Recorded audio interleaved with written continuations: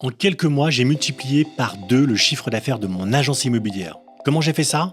En passant d'un état dispersé à un état de distraction permanente, à un état focalisé, un état de paix intérieure. Et au passage, j'ai repris les commandes de mon business. Avant, je me tapais des semaines de 70 heures parce que je devais moi aussi faire du chiffre. J'étais incapable de déléguer, alors je manquais de temps à consacrer au développement de ma boîte et de mes équipes. Et de toute façon, j'étais trop épuisé pour réfléchir à ma stratégie. Heureusement, tout a changé. Grâce à une méthode que moi-même j'ai inventée, ce qu'on appelle la méthode OREPS, qui est ni plus ni moins que l'acronyme pour organisation, recrutement, gestion des équipes, pilotage et stratégie. Aujourd'hui, j'en suis arrivé à un état d'esprit idéal que je souhaite vraiment à tout le monde. Si vous êtes dans la même situation dans laquelle j'étais il y a encore quelques années, alors cette vidéo est faite pour vous. En exclusivité, je vais vous partager ma méthode. Vous allez voir qu'avec cette méthode, vous allez apprendre à vous canaliser, à améliorer votre organisation, à scaler votre business. Elle va vous aider à trouver votre indépendance financière, à attirer les meilleurs conseillers dans votre équipe et à savoir exactement comment vous générez votre chiffre. Si vous souhaitez en savoir plus, vous pouvez réserver un appel stratégique avec moi ou un membre de mon équipe. Je vous mets le lien juste en dessous en description. Pour être honnête, avant, j'étais un entrepreneur dispersé, toujours débordé, jamais focalisé sur rien, toujours distrait par un truc ou un autre, toujours en train d'essayer 1000 solutions à la fois pour voir laquelle marcherait le mieux. Résultat, j'étais un entrepreneur perdu, fatigué, un entrepreneur qui manquait de clarté. Résultat, j'étais avec un chiffre d'affaires qui stagnait, voire qui régressait. Honnêtement, attention, ça allait plutôt bien pour moi. Je faisais mon truc, je mettais les mains dans le cambouis pour générer du chiffre quand il y avait besoin, j'allais sur le terrain avec mes équipes, mais je ne pouvais pas faire plus. C'est-à-dire que malgré mon ambition, j'étais juste coincé. Bref, avant j'étais dispersé, mais maintenant je suis focalisé. Alors qu'est-ce que ça veut dire? C'est quoi réellement un entrepreneur dispersé? Être dispersé, c'est s'éparpiller, appliquer son attention à trop d'activités à la fois, avec une conséquence, c'est qu'on est efficace dans rien. Dans la vie de tous les jours d'ailleurs, déjà c'est pas forcément top, parce que quand on essaye de faire 10 choses à la fois, au final on ne fait rien de bien. Mais dans la vie professionnelle, c'est un truc à tomber à tous les coups et surtout tomber de haut. Parce que la dispersion, elle a un impact sur votre business à tous les niveaux, comme elle avait un impact sur mon business à moi. D'abord, j'avais juste trop d'idées, trop d'objectifs à atteindre. Et je lisais un truc de nouveau, un processus digital, un nouveau hack, une nouvelle stratégie, et hop, fallait que je l'essaye tout de suite. J'allais visiter un salon professionnel, je revenais avec 1000 idées dans mon sac. Un copain me disait « Hey, Fred, t'as essayé la nouvelle application bidule, la nouvelle application truc-muche ?» Et 10 minutes après, j'étais en train de tester le truc. Je voulais ne rien louper, tout tester, quitte à changer mes processus tous les 2 jours. Mais ce n'est pas comme ça réellement qu'on construit quelque chose de solide. Et puis, on n'a même pas le temps de voir si ça marche ou pas parce qu'il y a toujours un autre truc qui vient en remplacement. Mais le pire, c'était la gestion de mes objectifs. En gros, il y avait 2 options. Je m'arrêtais à la fin, parce que j'avais un manque de motivation ou persuadé que ça n'allait pas marcher. Ou alors, j'allais jusqu'au bout du test et puis je stoppais. Parce que ça ne donnait rien, parce que je me rendais compte que ça n'avait aucun lien avec mon problème initial ou que j'avais l'impression que ça ne marchait pas. Et en même temps, j'avais rien pour me prouver le contraire. Aucun chiffre, aucun indicateur, rien. Ça pouvait aussi bien marcher que pas du tout. D'ailleurs, j'avançais dans le noir complet. Et ça, j'ai fait ça pendant des années. Passer d'un objectif à un autre, mais sans jamais vraiment aller jusqu'au bout. Alors ça, bien sûr, c'était d'un niveau macro, on va dire. C'était un problème global. Au niveau micro, il y a aussi un effet de distraction permanente. Vous savez, toutes ces petites choses qui vous interrompent sans arrêt, qui vous sortent la tête de ce que vous êtes en train de faire. Une notification sur le téléphone. Tiens, hop, j'ai un nouvel email. L'envie soudaine de faire une pause pour regarder une vidéo YouTube, par exemple. Un conseiller qui vient taper à la porte du bureau. Des distractions tout le temps qui font qu'on ne peut pas avancer, qu'on finit donc par laisser tomber et mettre ça au lendemain.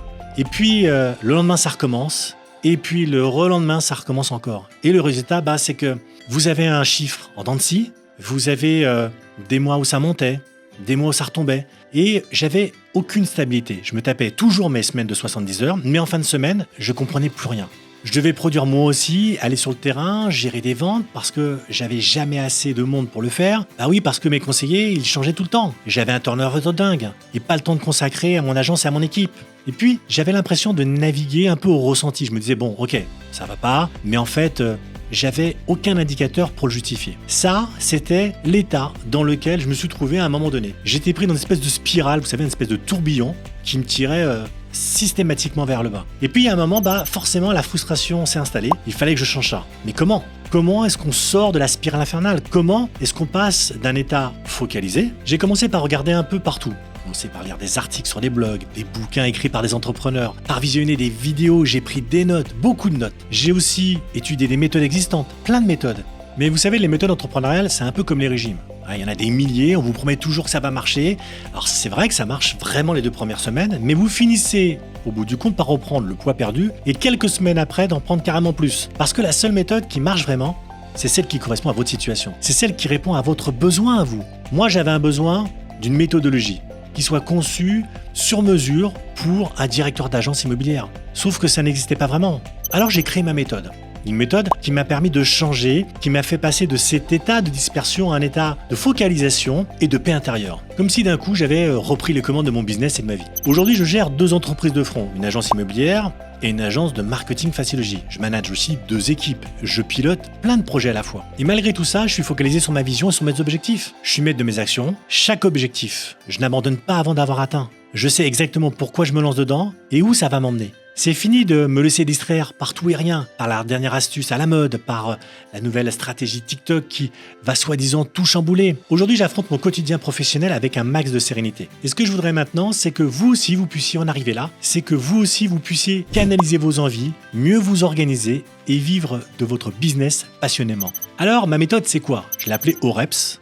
C'est un acronyme qui reprend donc les 4 piliers qui la composent: l'organisation, le recrutement, la gestion des équipes, le pilotage et la stratégie, qui vont ensemble. Ce que je vous propose, c'est qu'on regarde d'un peu plus près chaque élément. Si on prend l'organisation en premier, une meilleure organisation, ça permet surtout donc de se libérer du temps. Et le temps pour un directeur d'agence, c'est ce qu'il y a de plus important. Parce que si vous avez du temps, vous pouvez l'utiliser pour réfléchir à votre stratégie, pour faire une veille du secteur, pour découvrir, je sais pas, les nouvelles technologies qui vont chambouler votre métier. Et tout ça en gardant quand même un œil sur ce qui se passe du côté opérationnel. En restant présent pour superviser vos équipes, pour arriver à mettre en place une meilleure organisation. Pour moi, il y a 2 étapes à suivre. La première des étapes, déjà, c'est l'audit. Cet audit, d'ailleurs, il se déroule en 2 parties. Vous avez une première partie qui est l'introspection personnelle. De quoi vous avez envie, quels sont vos objectifs personnels et professionnels, quels moyens vous pensez mettre en œuvre pour les atteindre. Et vous avez aussi une évaluation opérationnelle. Quels sont vos processus métiers, vos outils, les technologies que vous utilisez, les leviers que vous actionnez, en gros, comment vous générez du chiffre d'affaires, avec quelle action et pour quel résultat. La deuxième étape, c'est la mise en place de nouveaux processus. Ces processus vont vous aider à atteindre vos objectifs, ceux que vous avez définis pendant l'introspection personnelle, et en tenant compte des outils et des leviers dont vous disposez déjà. Par exemple, on va mettre en place, je sais pas moi, des outils pour automatiser les tâches répétitives, comme les relances, la relation client ou le suivi des mandats. Par exemple, un CRM, un logiciel marketing ou encore un outil de gestion des leads. Il y a aussi une méthodologie de gestion du temps et de la planification. Là, il y a des techniques, il y en a plein. Vous avez par exemple la priorisation des tâches, ça veut dire qu'on va classer les tâches à réaliser par ordre d'importance. Ou encore, vous avez le time blocking. Ça consiste à bloquer une intervalle de temps qu'on va consacrer à la réalisation d'une tâche précise. Par exemple, le jeudi 14 à 15 heures, ou de 14 à 15, je fais ça et je m'y tiens. Vous avez ensuite des routines opérationnelles, qui sont des rendez-vous standardisés qui vont structurer la semaine de travail sans risquer la surcharge. Typiquement, on va prévoir, je sais pas, des réunions hebdomadaires, des bilans d'activité tous les trimestres, etc. Et puis, une organisation plus rigoureuse, qui donc consiste à répartir efficacement les tâches entre les membres de l'équipe, à planifier tous les événements et les actions à réaliser, etc., etc. Et ça, bien sûr, c'est pour la partie organisation. Une fois que vous avez les fondations solides, on va parler maintenant du recrutement. Vous savez à quel point c'est important d'avoir les meilleurs dans son équipe, et vous savez aussi à quel point c'est difficile, non seulement de trouver les meilleurs, mais aussi de les garder. Si on veut recruter des talents, et surtout si on veut qu'ils restent dans l'équipe, il faut 1, leur donner envie de venir, ça me paraît déjà la priorité, et 2, de les motiver pour qu'ils n'aient plus envie de partir. Et pour ça, il faut leur faire une promesse. Pas n'importe laquelle, une promesse unique.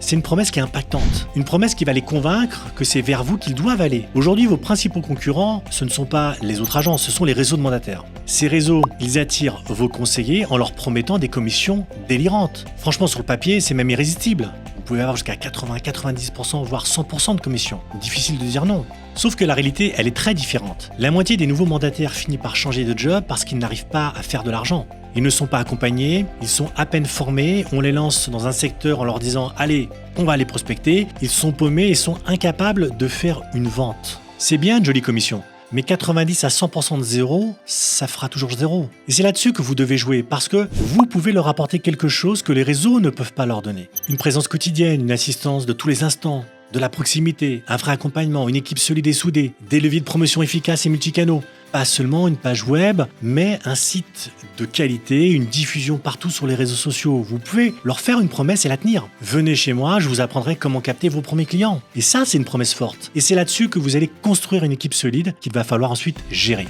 Et justement, en 3, on va parler de la gestion des équipes. Ce qu'on veut, c'est mettre sur pied une équipe autonome, motivée et 100% opérationnelle, sans qu'on ait besoin d'intervenir tout le temps, sans qu'on ait besoin d'être derrière eux en permanence. Sauf que l'autonomie, ça s'apprend. Et ça, au passage, par un processus d'onboarding systématique et cohérent. Vous devez montrer aux nouveaux venus quoi faire et comment le faire. Ils doivent sortir de là en sachant exactement quels sont leurs objectifs, leurs outils et les actions à accomplir. En gros, l'onboarding, ça sert à les mettre sur le bon chemin. Après ça, il faut aussi garder les conseillers dans l'équipe, éviter à tout prix le turnover pour ne pas perdre de gens talentueux que vous avez en plus formés pendant des semaines, voire des mois. Et ça, honnêtement, c'est un défi permanent.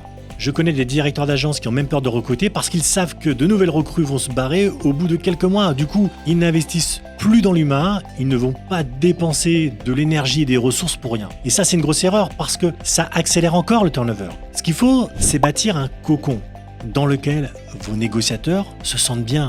Il faut les former régulièrement, il faut les motiver, il faut les stimuler. Surtout, il faut leur donner un maximum d'autonomie, les rendre responsables de leurs actions et leur donner des perspectives d'évolution. Et ça, c'est la bonne gestion d'équipe. Enfin, on va parler du pilotage et de la stratégie.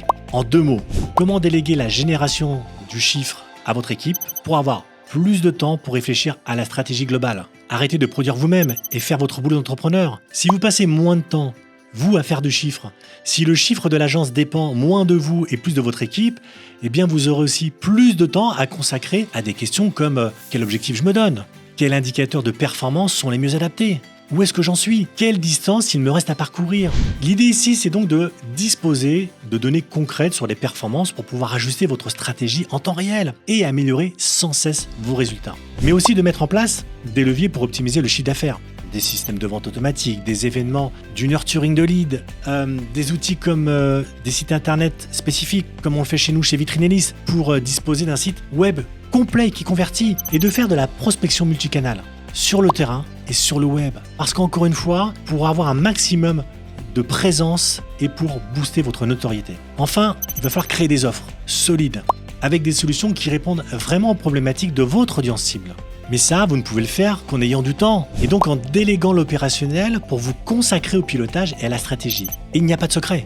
Voilà, j'essaie de vous partager ma méthode OREPS pour passer d'un état dispersé à un état focalisé. Cette méthode s'appuie sur une organisation mieux adaptée aux besoins de votre agence, le recrutement des meilleurs talents, une gestion d'équipe qui valorise l'autonomie et la responsabilité, et la délégation des tâches opérationnelles à votre équipe pour vous occuper du pilotage et de la stratégie. J'espère que cette vidéo vous a apporté de la valeur. Je vous propose d'aller plus loin et de réserver un appel stratégique gratuit avec moi ou un membre de mon équipe. Pour ça, il suffit de cliquer sur le lien qui se trouve en description.